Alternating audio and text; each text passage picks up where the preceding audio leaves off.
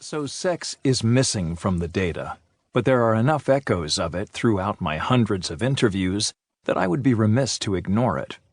Certainly it's one of the 3 most important things you do, and whether you are a man or a woman, it directly impacts your performance in ways you may not realize.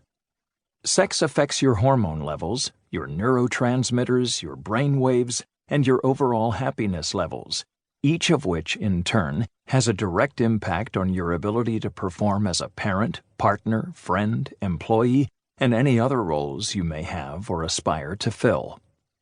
As you read earlier, we are hardwired to do 3 things in order of importance: fight or flee, feed, and the F word that this chapter is about. These are the behaviors that keep you alive and ensure you will help propagate the species, so your body prioritizes them above all else. That means your body produces the most energy to support these instincts. The entire point of being bulletproof is to master these motivations so that you can redirect the energy behind them as you see fit. Sex is one of the 3 reasons your body thinks it is alive, so it is a powerful motivating force that can either suck up a ton of your energy or, if you follow the advice in this chapter, supercharge your performance. Law 15. Stop thinking with what's in your pants. If you're a man, you need to learn to redirect your sexual energy into being a better human being. Your body uses huge amounts of energy to make sure you help the species reproduce. Instead, put that energy to better uses.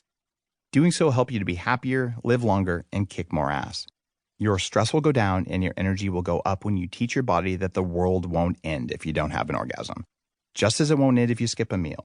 A craving is a craving, and any craving will take you off your game until you master it. In 2011, researchers at New York University learned some interesting things about sex and violence.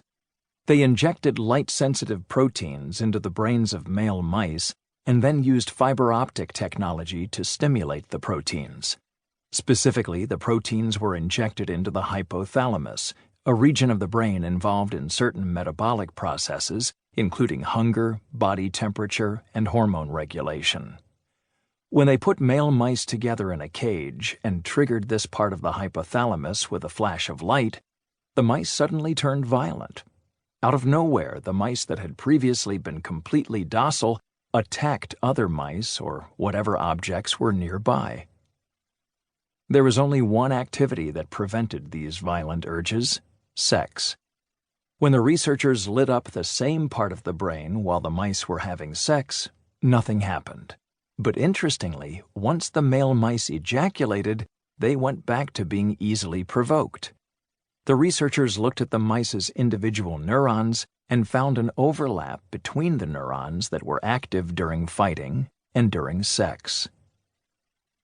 This may have been the first time scientists were able to see on a neuron-by-neuron basis that the same part of the brain is involved in violence and sex. When you think about it, it makes sense that the same part of the brain controls 2 behaviors that keep the species alive.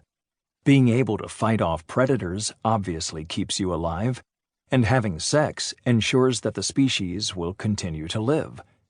But that's no excuse for any behavioral overlap between sex and violence, and it's why it's so powerful to channel your sexual energy to positive ends. Psychologists and spiritual masters call this sublimation, the act of consciously transforming sexual or any other urge into creativity or physical action. Boxers and other professional athletes have long been known to forego sex before a competition.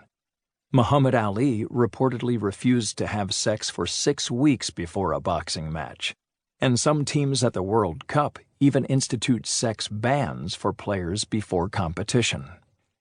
I first came across this idea in the seminal book Think and Grow Rich, published by Napoleon Hill in 1938.